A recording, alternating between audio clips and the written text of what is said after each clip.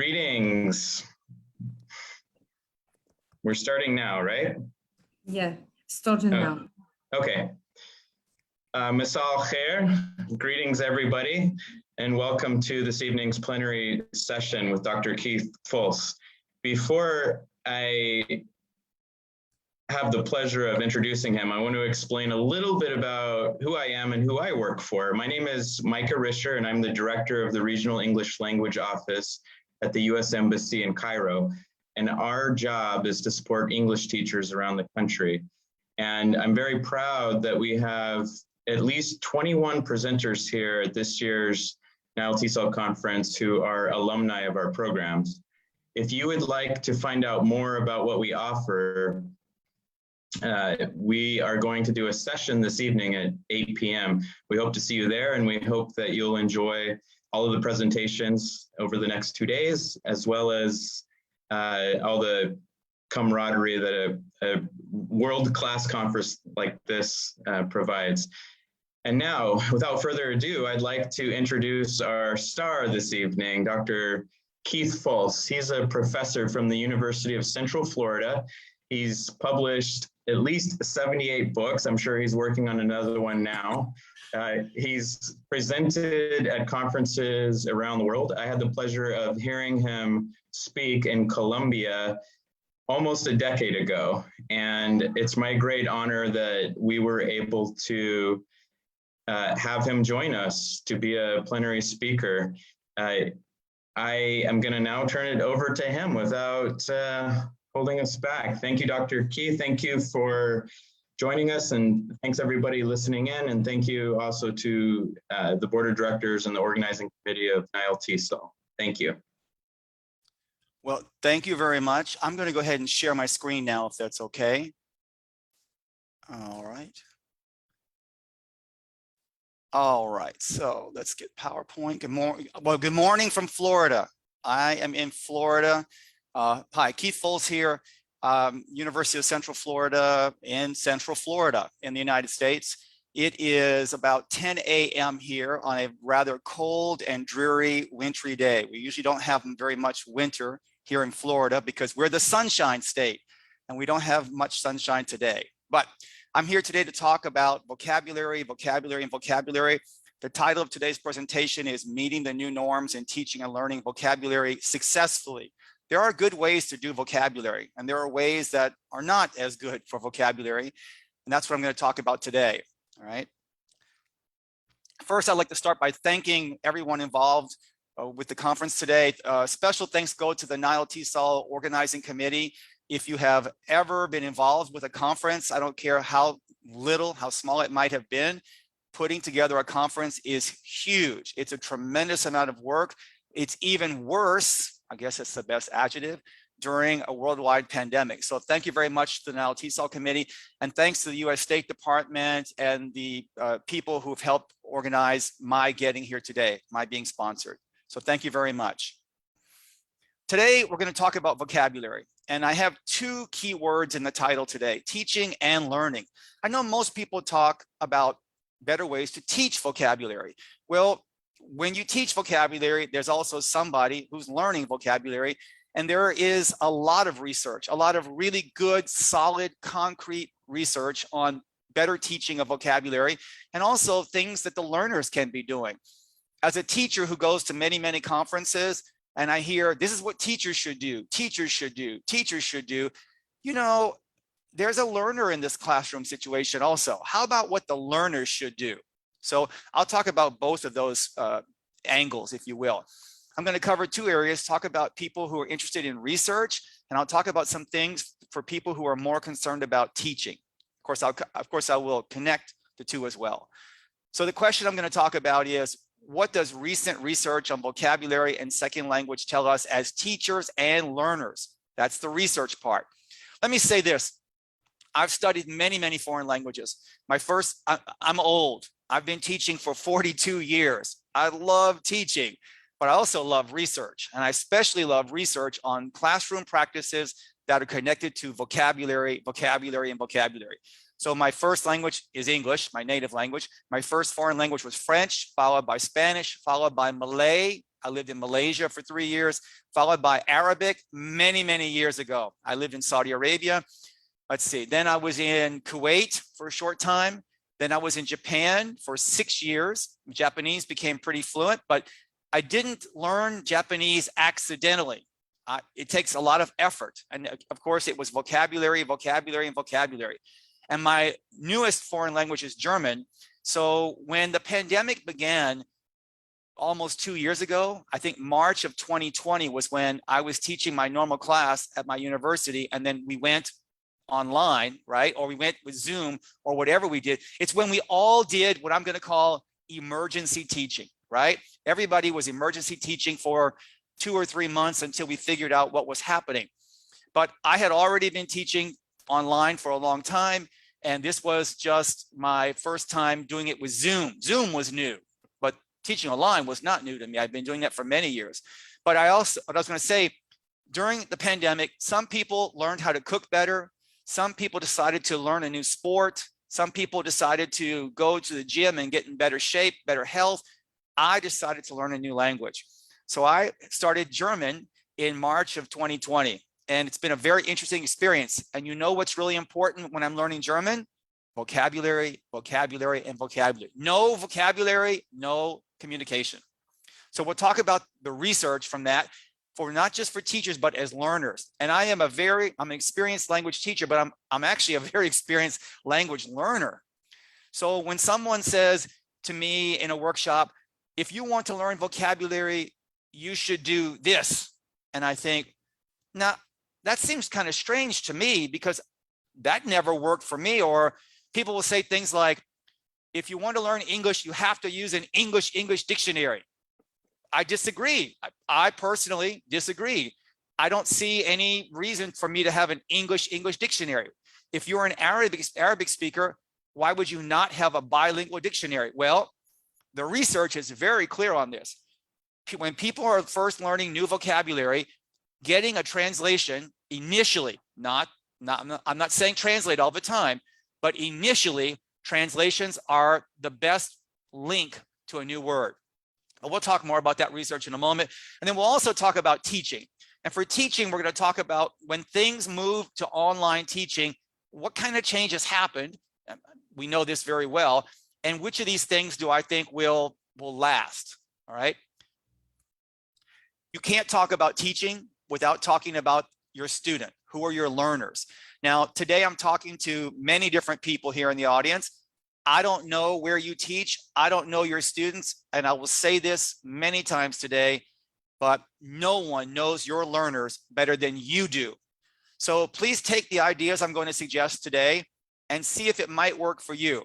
You know, I've been teaching for a long time, and I've gone to many conferences over many decades. And sometimes you hear a speaker give an idea and you think, that's a great idea. I would like to try that in my class. And sometimes I also think, no way, no way. And other times I think, yeah, I can't use that idea exactly like that, but if I change it a little bit, maybe I can use it. So I've taught mostly adult learners, but I've also taught as young as second grade, 7-year-olds. So I've taught many different kinds of learners. So I don't know you and your particular learners. So try to adapt what I'm going to say today. The people that you teach, are they very motivated? Are they motivated? Now, here's something interesting. Whenever I go to talk to English conferences in Egypt, Colombia, the United States, Japan, wherever it is, there are two things that all English teachers talk about. Number one, I don't have enough time. I don't have enough time to do that. Or here are good conversation ideas. I can't do conversation in my class because I'm teaching grammar. So nobody has enough time. All right. And the second thing people say is, my students aren't motivated. My students don't do the homework. My students don't, and some verb, right?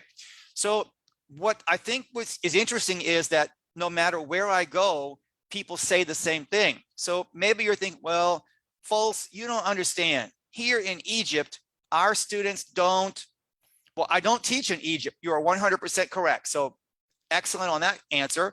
But what I do know is that students across the world in English classes, depending on the kind of class they're in, depending on the type of learning place, there are many things that we have in common with all of us as teachers.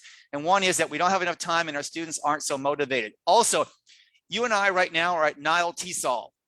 But suppose we had a conference for math teachers, Nile Math or Nile Science. You know what those science teachers would be saying today? I don't have enough time and my students aren't motivated. So we are not unique in ESL or in English that our students aren't as motivated, depending on who your students are. So are your students in a required course? Here in the United States, I teach at a university. All the students have to take 2 semesters, which is 1 year, 2 semesters of a foreign language. Most people take Spanish. So at my university, University of Central Florida is the largest university in the United States with 67,000 students. Think about that, 67,000 students. And many of those people are taking Spanish. Do you know what percentage of those students after 1 year speak Spanish? Very, very low. I don't know the number, but it's very, very low. My point is, people will say to me, you don't understand, in Egypt, teaching English is really difficult. In the United States, teaching Spanish is difficult primarily because the students, they don't want to learn Spanish. They're in a required course. And maybe your students in the 4th point, they just want to have some fun in English. One of the most fun courses I've ever taught in my life was in Japan many years ago. I taught tennis. I taught English for tennis players.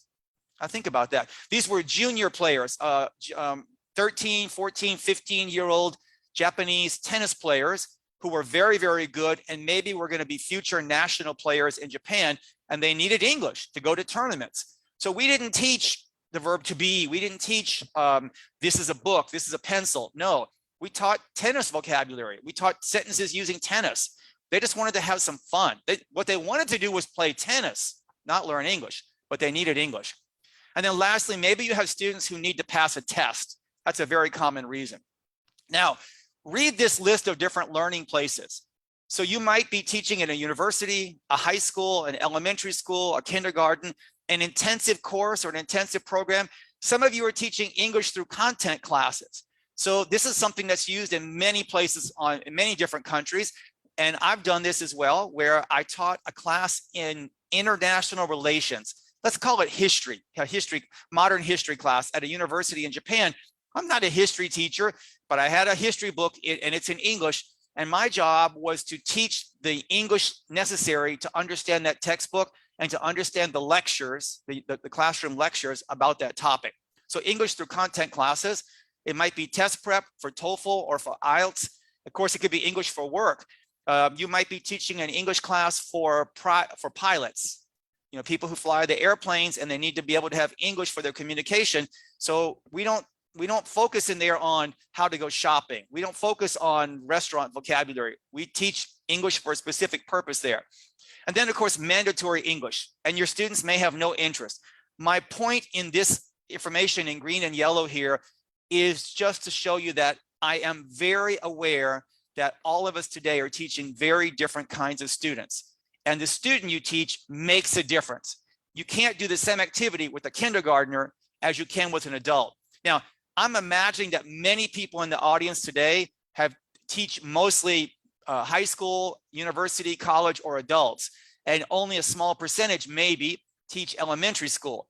So I will tell you, I'm secondary trained. My original training was for high school and adults for English language arts and French. Those are my 2 subject areas.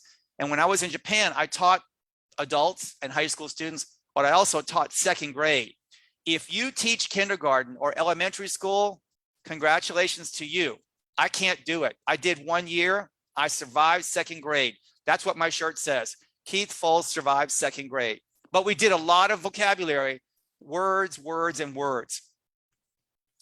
Why vocabulary? I've studied so many languages, and of course, you need grammar. I love grammar. Please don't misunderstand when I say vocabulary should be number 1. I'm not anti-grammar. I'm very pro-grammar. But what I am not in favor of is a class that's just grammar, grammar, and more grammar. Nobody ever says, wow, please, please teach me another verb tense. No, what people say is they want to talk about a topic. And in order to talk about a topic like tennis, in order to talk about that topic, they need vocabulary. And you might say that you need grammar as well. You need grammar, but between grammar and vocabulary, in my experience and experiences, vocabulary is much more important. So why vocabulary? Well, first of all, people who are learning a new language, people talk about, they want to know the words for things. So one of your students might say, how do you say shukran in English? And you would say, thanks. So you're teaching vocabulary. I have never had anyone say, how do I do future tense in English? I wish they would say that sometimes, but that's not what my students say. The second reason for us to concentrate on vocabulary as a teacher is that our textbooks don't do enough. Now, each textbook is different, obviously, but most textbooks don't do very much at all with vocabulary. They might have a box, like one box. That box might have 10 words or 12 words, but you know that 10 words is not enough, right? In my German class, I have several German classes. One of my classes is online from Berlin, Germany, and it meets twice a week for 3 hours each time. So I have 6 hours each week. It is an intensive course, or semi-intensive for them. And in each class, we do one lesson, and one lesson has 40 vocabulary words, 40. Now, I can't remember 40 words. The teacher introduces 40 vocabulary words. There is no way that I remember all 40. Why? I'm not in Germany. I'm not practicing with people around me all the time. And also our textbook, the second point, has too little practice. The textbook usually gives us a box with 10 words, and they have one practice. And then we go back to grammar. It's grammar, and not enough practice on vocabulary. You know, you can have a course where vocabulary is the main focus and grammar is secondary. And that's what I would prefer to. I mean, introduce the grammar, but the grammar should not be the boss of the program. Unfortunately, across the planet, wherever I go, I'll ask you, I don't know your university program. I said, how many levels do you have? We have 5 levels. Well, tell me what happens in level 3. Oh, level 3, present perfect progressive, past oh, wow. Everything is grammar, right? So textbooks don't do enough. You have to do more with vocabulary. And then my own language study, French, Spanish, Arabic, Malay, Japanese, and German, if it's words. When I'm trying to speak German, I have 2 friends who live in Germany, and we use WhatsApp to communicate, and they speak English fluently, which is the problem, okay? But I'm trying to practice my German, and when I can't remember, when I can't do something in German, it's never because I don't know where to put that word, or which is grammar. I don't know the grammar. No, it's always because of vocabulary. I don't know the word for politics. I don't know the word for dictionary. I can't talk about these things. I don't know the word for it. So if in my experiences learning languages, if you don't have the words for something, you're not going to be able to talk about it. Yeah, you can kind of go around it a little bit, but going around the topic requires you to know more vocabulary, ironically. Here's a very famous quote. I'll read this with you. So this is Dave Wilkins from 1972 in a book called Linguistics and Language Teaching. There is not much value in being able to produce grammatical sentences if one has not got the vocabulary that is needed to convey what one wishes to say. And then he goes on to say later, while without grammar, very little can be conveyed, without vocabulary, nothing can be conveyed. Now, I know that the language here is difficult. We have the word conveyed, we have other words like produce, and the grammar in the second sentence is a little bit difficult to understand. So please excuse me, I have an Arabic translation of this, and if there are mistakes, I'm sorry. I asked one of my students to help me, and then I got help from my good friend Google Translate. So between my Saudi Arabian student and Google Translate, this is what we have. So I'll leave you to read that for just a few seconds. The point of this is no vocabulary, no language. You need words, words, and words. Now, I keep saying words, and I want to talk for a moment about what vocabulary is, because a lot of teachers, especially beginning teachers, believe that a word is just a word. No, when we talk about vocabulary, we're talking about much more than that. Let me show you. So here are 5 different kinds of words. Of course, a word can be a word like dozen, D-O-Z-E-N. How do you know it's a word? There's a white space before, a white space after. That's the traditional definition of a word. But a word from a vocabulary point of view can also be a short phrase like all of a sudden. Now you may say, though, that's 4 words. No, it's 4 words for writing, but it's not 4 words from a vocabulary point of view. So I want you to think about this. How many letters are there in the English alphabet? How many letters are there in the English alphabet? Well, there are 26 letters from A to Z, from A to Z, from A to Z. But I also want you to think that there are 2 additional letters from a vocabulary point of view. Letter number 27 is a white space. So how do you spell all of a sudden? A-L-L white space, O-F white space, A white space, S-U-D-D-E-N. White space is number 27 in the English alphabet. And number 28 is a hyphen, the dash. So for example, in the word mother-in-law, mother dash in dash law is 1 word, right? The white space or the dash in English is really arbitrary. This is a spelling convention. This is not connected to vocabulary. For example, in your house, you have a place, a room where you sleep. What do you call that room in English? Well, that's called a bedroom. How many words is it? 1 word. B-E-D-R-O-O-M. No white space? No. Why not? Never thought about that. Well, over time, we now write it as 1 word, bedroom. What about a special room in your house where you have maybe a sofa and maybe you have a TV? And that's called not the TV room, not the sofa room. It's called the living room, right? So the living room is living with a white space room. And yes, living is a word and room is a word, but living room is really 1 vocabulary piece. So when I say a word, all of these are words for me. All of a sudden is 1 word. Now I teach in Florida, where there are many people who speak Spanish as their first language. And these people who speak Spanish as their first language, when they're trying to learn English, some of them are in a classroom, but many people are working. They're working and surrounded by English. And they're what we call ear learners because they're not in a classroom. They don't see anyone explaining. There is no teacher. And these people learn English by what they hear. And they hear many native speakers say, all of a sudden it started to rain. All of a sudden he got angry. And they don't know that all of a sudden is written with those white spaces. And they think all of a sudden is 1 word. Many times that, first of all, we have children here in the United States who will write first of all as 1 word because first of all sounds like festival. Think about that, festival, first of all.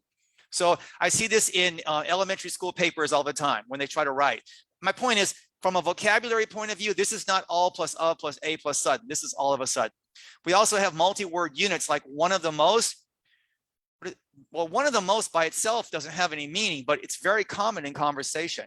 One of the most difficult things I have done in my life was one of the most important things when you're trying to learn a new language is one of the most adjective, one of the most interesting, one of the most important, one of the most difficult.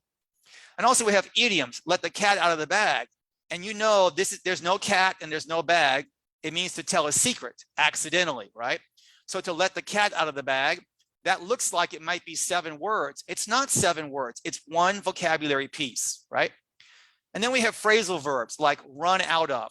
Now, yes, I heard the alarm. I'm in a building and there's a fire alarm. I heard the bell ring and I run out of the building. That's not a phrasal verb. That's really running out of the building. I'm talking about, oh, I'm so sorry. We don't have any more time today to talk about this. We have run out of time. To run out of time, to run out of money, to run out of sugar in your kitchen, for example. So run out of, which means you don't have something anymore. It looks like 3 words. It's not 3 words. Run out of, that piece, those 3 things together make 1 piece. And we call that a phrasal verb. Phrasal verbs are one of the unique vocabulary items, lexical items in English. And I'm going to talk about phrasal verbs just for a moment. Phrasal verbs are horrible if you are trying to learn English. If you're an English teacher, phrasal verbs are great because if you know phrasal verbs guarantee your job. Computers will never be able to figure out phrasal verb, never be able to figure out phrasal verbs. We will never lose our job to a computer or to anybody who just has books because of phrasal verbs and many other things. But it's a horrible thing in English, the phrasal verbs, very, very difficult. Let's look at some examples. And can you tell me why I have these 4 examples in 2 groups? Any idea? So group number 1, I turned down the music and he tried on the tennis shoes last. So turn down to lower the volume, right? And to try on to see if clothing is okay for your body, for your size. But look at number 3 and number 4. Sulfur. Now sulfur is a chemical, it's yellow. The symbol is Su, for those of you who know some chemistry. So sulfur gives off a very strong odor. Sulfur gives off a very strong odor. So what's an odor? Well, odor is a bad smell. The opposite, the parallel, the cousin of odor when it smells good would be scent. S-C-E-N-T. Scent is a smell that's good. Odor is a smell that's bad. Now, what does give off mean? Give off means to produce, to make. We only use give off with smells, with light. The sun gives off light, and with heat. So for example, I drive my car. Today's a cold day here. I drive my car. When I finish driving my car, if you stand near the car is still giving off heat. All right. So give off means to produce. That's a phrasal verb. And the next one, number 4, a human skeleton, you know, the structure inside your body, the grammar of your body. Okay.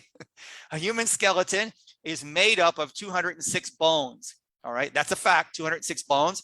So why are number 3 and number 4 different here? And that's because if you were teaching English through content, you would do these 2 sentences. So sulfur gives off a very strong odor is a sentence that's very common to find in a science book, especially the lesson on chemistry. And then a human skeleton is made up of 206 bones, made up to be composed of, right? To comprise. A human skeleton, you might find that in the science lesson, maybe on human anatomy. The point is, the top 2 are conversational, and the bottom 2 are something that you might find in academic language, English through content. Phrasal verbs and everything can be taught through content. This is true. Now, phrasal verbs are especially difficult, and I said it's an English nightmare. In my opinion, there are 3 things in English that are especially difficult, that are nightmares. They all start with P. The first one is phrasal verbs. The second one is prepositions, at, on, in, under, but every language has this problem. The third one is unique to English, and that is present perfect. Present perfect for English speakers, for Arabic learners, is really difficult, right? Because present perfect has more than one job. It's a horrible verb tense. But those are the 3 things. Phrasal verbs, prepositions, and present perfect are the 3 things that will guarantee ESL teachers job security for life. Now, moving beyond phrasal verbs, we've got Polysimus. What does Polysimus mean? Polysimus means, poly means many, and the SEM, semantics, is meaning. So in English and in every language, words don't have one meaning. Some words have many, many meanings, and some words only have 1 meaning or 2 meanings or 3 meanings. So how do you know if a word has 1 meaning or 10 meanings? Well, it's part of what makes vocabulary difficult for language learners. So I want to talk about polysemy a little bit here. In English, 1 word, 1 meaning, definitely not. Definitely not. So many words in English are polysemous, but here's something interesting. The shorter the word is, the higher number of meanings it probably will have. Now, not every time. Now, let me repeat this. So you have 2 words in English that are, well, I'll give you an example, hard and difficult. Those are synonyms, right? Hard and difficult. Difficult just means difficult. The opposite of difficult is easy, right? Hard can mean difficult. The opposite is easy, but hard can also mean not soft. Concrete and plastic are hard, but cotton is soft, right? So the shorter the word is, the harder that word might be over time, because students have to learn more than 1 meaning for the word. So my point with this is, sometimes you will have teachers, especially native English speakers, who are not experienced teachers, And they believe, and I was trained this way, when I was teaching English language arts at the high school for native speakers, I was trained, they told me shorter words are easier, bigger words are more difficult. And that's false from a vocabulary point of view. It might be true for spelling. The longer the word is, like Polysimus. Polysimus only has one meaning, but Polysimus is a hard word to write because it has so many letters, right? So I'm not talking about hard to write or hard to remember the form of it. I'm talking about meanings. The longer the word is, it probably has only one meaning. Here's an example: book and dictionary. How many meanings can you think of for the word book? And how many meanings can you think of for the word dictionary? Take about 5 seconds for a moment. How many book meanings can you think of? How many dictionary meanings can you think of? Well, book has several meanings. You can read a book, the normal meaning for book, kitab, right? You can book a flight, to make a reservation. That's a different meaning, it's a verb. Now you can book someone for a crime. This might be a new meaning for you. So I'm driving my car too fast and I have an accident and it's my fault. The police think it's my fault. The police might take me to the police office, to the police station, to ask me more questions. And if they think I'm guilty, they might put me in jail until I go to court. The action of putting you in jail because they say you did it, we think you did it, is called to book the person with the crime, all right? And then we have idioms. We have idioms. I can read you like a book. If you can read someone like a book, it means that person is very easy to understand. I know exactly what they're thinking. So read you like a book, it's an idiom. And then my friend, I'm a tennis fanatic. I'm watching tennis on TV. Some players, when they play, they never change their face. You can't read them easily. They are not an open book. But to say somebody is an open book, it means you know their life, you know their story, because they freely tell everything. It's easy to know information about that person. There are more meanings for book. There are 5. Now, on the other hand, dictionary is the book with all the words in it. But we don't have any idioms like, wow, I'm feeling so dictionary today, says nobody. Or, wow, your car is so dictionary. No, we don't have any slang expressions for dictionary.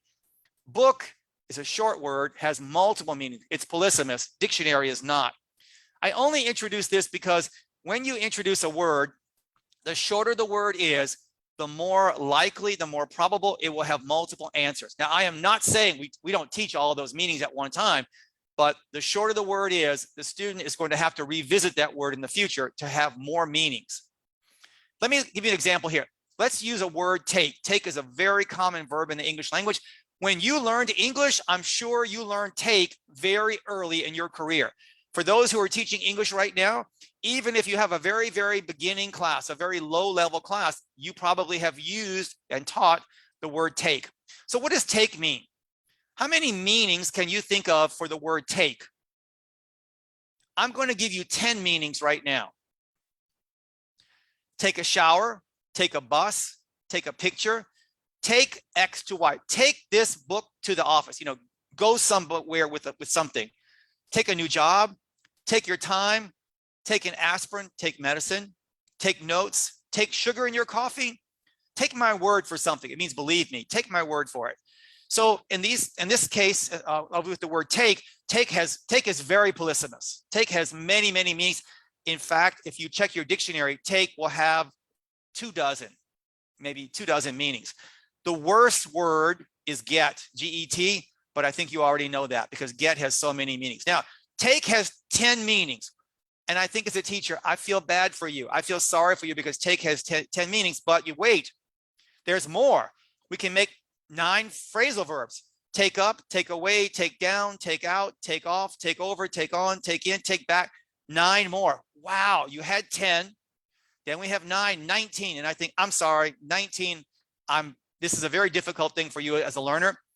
But wait, each of these phrasal verbs is also Polysimus.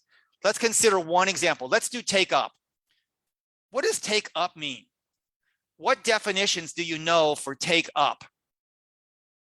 Well, how many meanings could it have? Maybe 1, maybe 2. These 9 phrasal verbs have more than 25 meanings. This is so difficult. Now, I'll do take up. Take up occupies space. So for example, I'm in my office at my home right now. I would like to buy a new desk.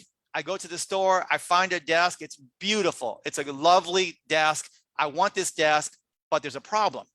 This desk is really big and I can't buy that desk because that desk will take up too much space in my office. Take up space. Take up also means discuss. So someone says at the class, oh, Dr. Folse, can we talk about the project? I'm sorry, we don't have time to talk about the project today. I promise you, I will take that up at the next class. We'll take that up at the next class. It means we will talk about it. It can make a garment shorter, to shorten a garment when sewing. So I don't know how to sew clothing at all, but if I buy a pair of pants and the pants are too long, maybe I have to take up the pants to make the pants shorter. And also begin a new hobby. I told you I love tennis, tennis, tennis, and tennis after vocabulary, vocabulary, vocabulary. But I took up tennis when I was in high school. I took up tennis when I was in high school. It means I began to learn how to play it. So this session is being recorded and you'll be able to study these meanings another time. We're not going to do all of them, but my point is that a small little word like take has so many other meanings, but a very big word like capture or something like that only has one or two meanings. So I'm going to give you 4 ideas right now for teaching vocabulary from my experience and my experiences as a teacher and a learner and a researcher. Please emphasize vocabulary, teach vocabulary and teach it a lot. And what are some ideas? In every lesson, include vocabulary.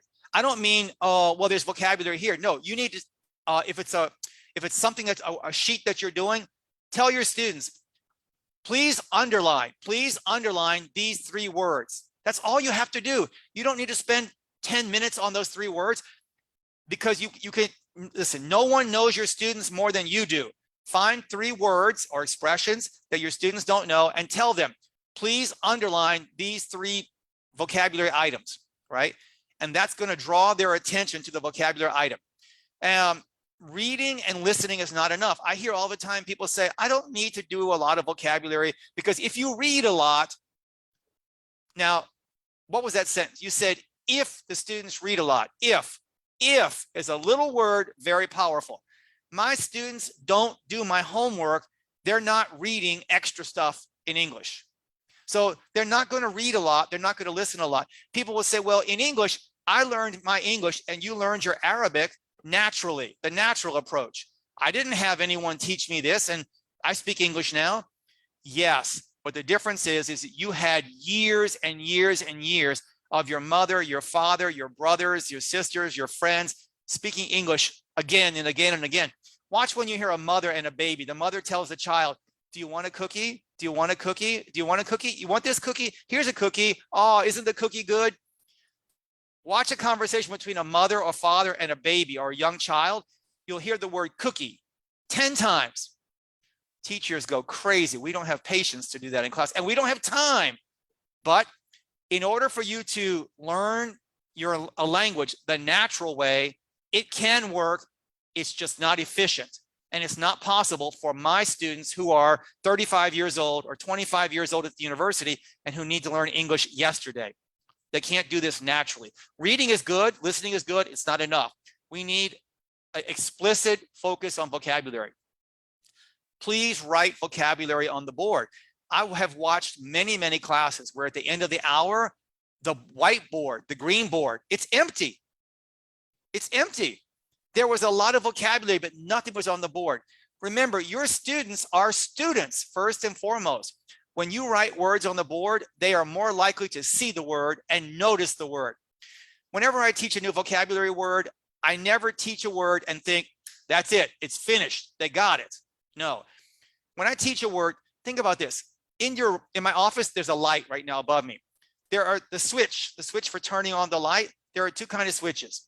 Sometimes the switch is on or off. It's 0 or 100. You have light or no light. There's also the switch you can turn and have more light, less light, etc. Right? So vocabulary is not this switch. It's not on or off, right? So I studied Arabic many, many, many years ago. And if you ask me what's the word for this thing, probably I don't remember. But sometimes I think, you know, I don't remember that word, but it starts with B. It starts with B, something with B. So I don't know the word, but I remember part of the word. And if I hear the word again, I can tell you that's the word. That's the word that means white. That's the word that means, I don't know, monkey. That's the word. I can't produce the word. My point is, knowing vocabulary is not this kind of switch of 100 or 0. It's the other way of 0, 10, 90, 20. Sometimes it goes up, sometimes it goes back. All right. It changes a lot. Any knowledge changes like that, right? So when you write vocabulary on the board, you're getting your students to see the word and notice the word. And that is the first step in learning a word. And then when I teach, I walk into a classroom. I have, in my class now at my university, I have a whiteboard, green board, black board, whatever it is. I walk in, I take the marker, I go to the board, I draw a line. Usually I put 25%, 1/4. 25% of the board is just separated, and I will only write vocabulary there. So as I'm teaching the class and a new word happens or a student asks a question about vocabulary, I will go and write number 3, number 4. I'll keep a list there. I try to have 2 columns. And when I finish class, many students will take their phones and take a picture of the vocabulary. I do it when I finish class because I have another class happening right away because I don't have enough time, right? So I take a picture, and that's how I remember which words I taught for the day, because I know I have a dedicated vocabulary section. I strongly urge you to do that as well. Students like it because then they know where vocabulary is going to be.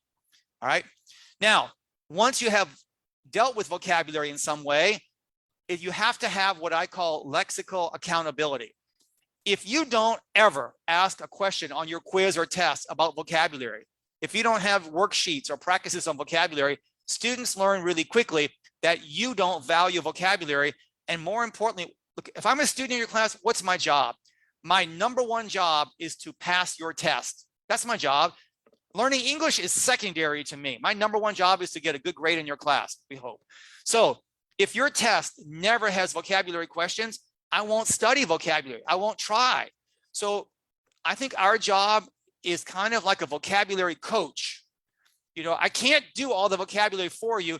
I'm trying to make sure that you practice it a little bit, that you have a vocabulary notebook or you do something. So I'm more like a coach here. And in that case, I write the words on the board and I put them on my test. So when you do practice activities, please do lots of practice activities.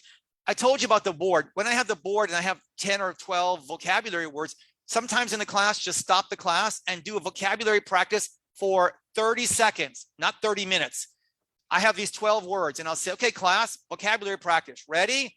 Really fast. Question number 1, which of these words is the name of an animal? And maybe one of them is monkey. Oh, monkey is the word. People will shout out the word. Now, I will say, which of these words are alive? Alive. And we have monkey and we have the word, I don't know, tree is one of the words. So in this case, there are 2 of them. So sometimes you ask a question and it's not just one answer, it's multiple answers. Now here's a really good trick question. Suppose I have 12 words here, and these words are animals and plants. And I would ask them, which of these words are things that you might find, I don't know, in an airplane? Well, the real answer is 0, none of them. And the students are like, what? I said, check the list, please. Which ones can we find in an airplane? Students look at all 12 words and they'll say, what? And I'll say, 0, really? If your answer is 0, please check one more time. And people will spend 2 or 3 times checking all 12 words. And you say, well, this is a crazy question because the answer is none of them. Yes, but every time I make a student look at monkey and think, monkey, oh, it's an animal. Nope. Or plant, a tree, we don't find a tree in the supermarket or in the airplane, right? So every time they look at the word and they reject it, they say, no, this is one way that they're dealing with vocabulary. They are practicing the meaning of the word, even if they don't say the word out loud. All right. Another idea is have students offer 10 words for your next test. Suppose I'm having a test next week and I would say, okay, so today is Friday. So for tomorrow, for homework, I would like everybody to make a list of 10 vocabulary words that you think I should ask on the test next week. I collect all the papers and I do nothing with it. That's a possibility. Or the next activity is have students write a test with 10 words. We do this a lot in the United States. Many teachers do this. Again, it could be science class, math class, whatever it is. Each student makes a test. You make a test with 10 words. So vocabulary, I'll say make it easy, just do matching. On one side, put 10 vocabulary words. On the other side, put 10 meanings. And you have to write number 1 is B, number 2 is J, number 3 is D, etc. Just matching. So why is this good practice? Because the student has to make a test and make the answer key on the back. So in this case, the student who makes the test, that's one practice. Then in class, we exchange papers and students take the test. All right. Now, I would tell them, don't write your answers on this paper. Write your answers on a separate sheet of paper. Don't write on the original test anywhere. So when they take the test, that's practice number 2. Then I would say, okay, now exchange, okay, 10 minutes is finished, exchange papers again.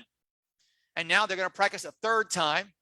And then I would say, now return the papers to the original owner or something like that. So students got at least 3 times, sometimes 4 times of practice with this one sheet. Now, the good news is my work was 0. My work was just, I had to demonstrate it one time, how to write 10 items, what the paper should look like. But after that, students will do it and do a very good job with that. I love that last idea. Idea number 3 about word lists. People tell me research says word lists are bad. No, there is no research. Believe me, I know this research. Take my word for it. That was my idiom, right? There is no research that I've seen that shows that word lists are bad. Word lists can be boring. It depends on what you do with the list. The list is not bad. It's what you do with the list, right? So I would say my first advice is choose your list wisely. There are many good word lists there. If you're not sure of a word list, if you write me, I'm going to give you my email in a few minutes. If you write me and tell me who your students are and what you're looking for, I will recommend a word list for you. Choose useful words. If you teach useful words, your students will understand that your class is important, because if you teach words that they hear when they listen to a YouTube video or they listen to the news or they listen to a song, when your students hear the words that you're teaching, this makes them think, oh my gosh, Mr. Folse is really a good teacher. He teaches good words, good vocabulary, useful, frequent words. That's what you want to do, useful and frequent vocabulary, and make sure it matches your student needs. If your students are trying to pass TOEFL, use TOEFL vocabulary. If your students are trying to learn how to cook better, I've had classes where it's just people who want to have English conversation and we're doing a lesson or a module on cooking, then it's cooking vocabulary. But choose the vocabulary in the list carefully. Lists are good. My last piece of advice is, some people think, well, good vocabulary learners have one thing that they do. What's the one best strategy? There is no one best strategy. There are good things and there are not so good things. But in my experience, the average learner doesn't know about different techniques. They have one thing and they use the one thing and they don't use it very well. But here's what we do know. Some really interesting research that came from Tunisia, where the researcher found that the best, this was in Canada, with people who were French speakers learning English. And what they found is, and these were adults, the best vocabulary learners were the people who had a plan. For example, when they find a new word, what do? Well, they write it down, or they look at up in the dictionary. I'm not saying writing it down is great. I'm not saying dictionary is great.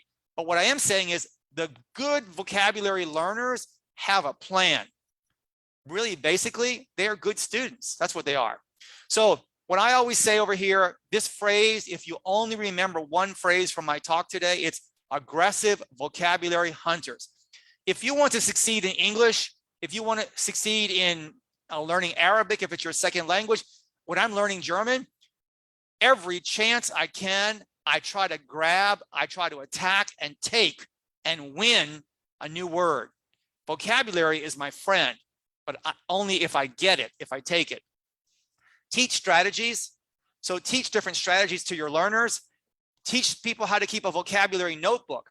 Let me add one thing. At this point, sometimes I have teachers who say, I make my students do a vocabulary notebook. That's good. And then I tell them, you have to write the word. Here's the bad part. They have to write the word. They have to write the part of speech. They have to write the definition. They have to copy a sample sentence. Wow. Do you know how long it takes to do all of that? Why do they have to know the part of speech? Well, they need to know because if it's a noun or a verb. Yeah, people don't like grammar in general. I love grammar. You probably love grammar, but the average student, and that's who we're teaching, the average student is not in love with grammar. I'm trying to train a future English speaker, not a future English linguist. There's a huge difference. So if the word is cook, C-O-O-K, cook. Now, cook can be a noun. She is a good cook. And cook can be a verb. I cook my breakfast every day. So when you learn the word cook, you don't learn that it's a person and a verb. You probably learn one or the other. So if it's a person, all you have to write is, she is a good cook, right? Is your cousin a good cook? That's all you have to, or I'm not a good cook. You don't need to write, it's a noun. The sentence tells you it's a noun. Usage will help you remember it, right? If you're learning the verb first, so I would write cook food, cook breakfast, cook lunch, cook salad, cross it out, because we don't say cook salad. You make salad because you don't cook the salad, right? So vocabulary notebook, what I would say is let the students in their notebook put whatever they want. When I'm learning German, you know what I write down? I write down 3 things, but 2 I always write down. Number 1, I write down the word in German. Then I write down a translation in English, because I'm beginning, even though I'm an intermediate level German student now, when I learn a new word, I'm a beginner with that word. There's a brand new expression. I'm a beginner with that expression. And I know what the research shows is that translations are excellent when you first learn a new word. Now, if I give you a list of 20 words in English and the same 20 words to Arabic translation, this is not going to be enough. That's not enough. The student has to imagine using the word. I'm an aggressive vocabulary hunter. Every time I learn a new word, my hand goes up. Can I say, and I try to make a sentence. I always make a sentence in my head with the word. I don't care how easy the word is. The teacher says something like cell phone, and I say cell phone, cell phone. The word in German is handy. It's because it's in your hand, handy. So it's ein Handy. And I say, okay, ich habe ein Handy. I have a handy. I have a cell phone. I immediately imagine, not a big sentence. You're not trying to write a book. Just imagine a little phrase. Encourage students to put a small phrase in their notebook. But here's the most important thing. A vocabulary notebook belongs to that student. If the student writes a bunch of information, and that student will never, ever, ever, never, never, never open the notebook to review, then the notebook was a 0. The notebook was never a good strategy, because if you're not going to review the words, you're not going to have the words. Translations are good. Every single research study I've seen, people, French speakers learning English, English speakers learning Dutch, Dutch speakers learning Arabic. Every study I've seen, some of you, for example, we're in an experiment right now. So some of you get it's a brand new word. We're learning Chinese. Here's a Chinese word for everybody. Some of you get an Arabic translation. Some of you get a photo. Some of you get a picture. Some of you get an example. Some of you get sentences. And then at the end, we have a test. The people who got the translation always, always, always do better on the test in the beginning. Again, I am not saying that a translation is enough. I am not saying that, but I am saying translations are, for me, they're excellent. They are certainly not bad. I hear many experts, so many experts say, we should never translate, translations are bad. And I want to ask that person, how many languages do you speak? How many languages do you study or have you studied? Many people I hear say translations are bad are native speakers of English who don't speak another language. And if you don't speak another language, if you've never studied another language, I don't know that I want to listen to you. Also, what you're saying is false based on 2 things. On my experience with 6 or 7 languages, but let's ignore that. It's false based on what the research clearly shows us. So what's going to happen in the future here? I think online teaching has gotten much better. It really has. In the beginning, we had horrible emergency online teaching, but things are better now. 5 years ago, I teach in a department of languages and literature. My literature colleagues, 5 years ago, my university wanted to put some classes online, and my colleagues said, no, we can't teach literature online. It's impossible. You can't do that. Well, here comes COVID, and they have a choice between job or no job. job or no job. And they say, oh yes, I can teach literature online. The same people who told me 5 years ago it was impossible. My point is, people can do it and they're doing it well now. Students can learn online. I'm learning German from Berlin, Tuesdays and Thursdays from 12 p.m. to 3 p.m., 6 hours a week. I love my online class. So we have different teachers. I meet different students. The teacher puts us in breakout rooms. We talk a little bit. Is it the same as being face-to-face? No, it's not the same. And you might say, well, it's not the same. Okay, I agree, it's not the same. But what are we going to do? Well, in the future, if we have to keep teaching online, we will keep working harder and harder to find better ways of doing this. I know that teaching online it can be difficult, internet connections, not every student has the equipment you need. I know it has problems, but the point is it can be done and we're working to make it better. Vocabulary can definitely be done online. Of all of the skills, vocabulary, grammar, reading, writing, listening, speaking, maybe the one that's easiest to improve online is vocabulary, because it's a very concrete thing. You can make a list, right? Now, are there problems? Sure, there are problems. Here's one problem, speaking. I think the weakest area in online teaching is speaking practice. So I told you I'm taking German. I have German online. I also have German at my university. This year, right now, in fact, today, this afternoon, you guys will be relaxing. Tonight, when you're going to bed, I will be in my German class here in Orlando, Florida at my university. And that class, their German it's German 4, level 4 of 6 levels. It should be, pretty high. It's not. People are good on paper, but people aren't so good at speaking. Why? Because for 1 year, 2020 to 2021, people didn't have anyone to speak with. You were learning German with a screen and a book, and that was it. Maybe you listened to a recording, but they didn't have any. In the beginning with Zoom, teachers didn't know how to do breakout rooms or do them well. We didn't do that. So the point is, I see that speaking has become a problem. So the ideas I mentioned today come from a textbook of mine called Vocabulary Myths. And there is an Arabic version of this published in Saudi Arabia, actually. But if you find this book, go to Amazon or something like that, your favorite bookstore, you might be able to find a copy of it. So my last slide for today is thank you once again to all the conference organizers. Thank you to the U.S. Embassy and the Reload program that helped get me here today. Here's my gift for you. If I don't have any vocabulary practice online, but if you are interested in learning more about English grammar for teachers, right? I have made many videos and I'm making more videos now. I'm improving, I'm getting better. So here are some videos of me explaining English grammar, and the audience is teachers. So if you would like this practice, you can go here, it's free. This is the YouTube playlist. And again, afterward, you have this recording and you can get that link, but it has videos there of me explaining grammar points. And in the beginning, we give you the sheets that you need to practice as well. Last, here's my email address, keith.folse@gmail.com.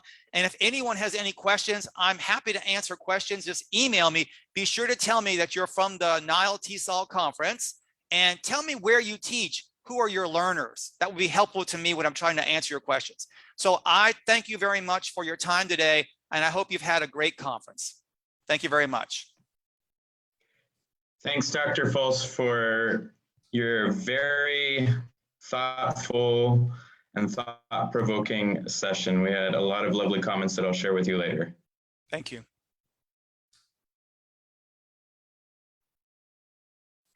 Thank you, Dr. Folse. Thank you very much. And thank you, everybody who attended. And thank you for your wonderful comments in the chat. Now this room is going to be closed, and we're going to go over to the remaining 4 room webinars. Please look at the program book and see which room you would like to attend the sessions in. Thank you very much and goodbye. Bye. Thank you so much. Bye-bye. Thank you. Bye-bye.